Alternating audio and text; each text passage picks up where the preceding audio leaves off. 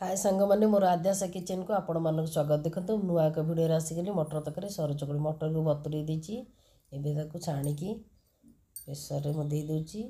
देखो तादे पानी देदेली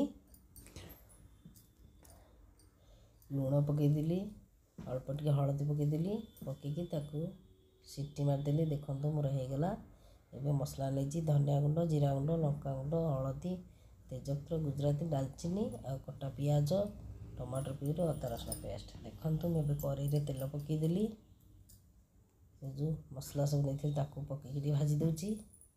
एवं मो पियाज पकईकी भाजी दूची। देखो मो पियाज होगला तादर अदा रसुण पेस्ट 2 चामच पकई दूची पकईकी गोली दूची। तादर पानी टिके दी गोली देली। देखो एपटे मो आलू को धोईकी काटी देची सेपटे जो मसला बसई तादर मसला गुंड सब पकईदेली। देखो पकई गोली देली एपटे टमाटर प्यूरी देदेली स्वाद अनुसार लुण पकईदेली। एबे चिकेन मसला टिके न पकईकी दे दूची गोली देली। देखो होगला तादर आलू पकईदेली आलू पकईकी मुझे गोली दूची।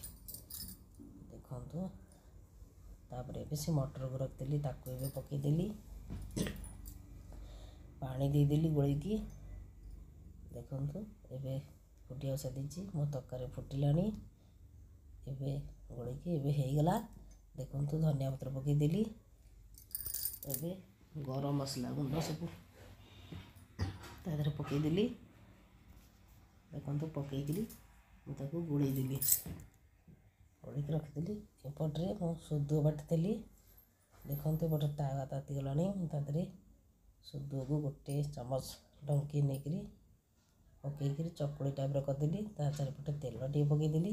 देखो मोर गोटे फल होगला मो आर फलटा उल्टेदेली एबे से चकुड़ी होगला प्लेट को काट दूची।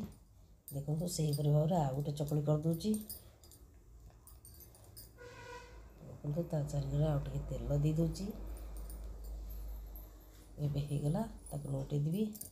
देखो मुझे तरकारी बाड़ी दूची मटर तरकारी। जदि रेसिपी आपण मन भल लगे लाइक करेंगे शेयर करेंगे कमेंट कर जणाइबे।